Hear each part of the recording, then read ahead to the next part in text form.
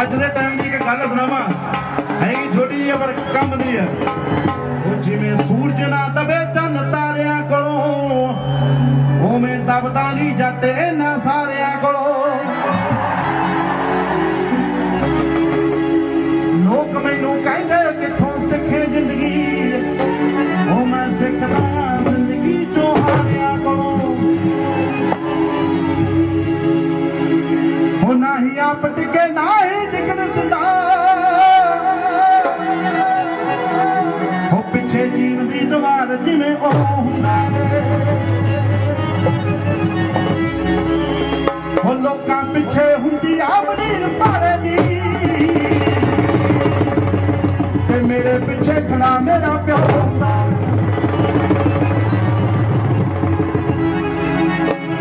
ਸਤਿ ਸ਼੍ਰੀ ਅਕਾਲ ਬੁਲਾ ਦੇ ਬਾਪੂ ਸਾਰਿਆਂ ਨੂੰ, ਖੜ ਕੇ ਪਤਾ ਲੱਗਣਾ ਚਾਹੀਦਾ।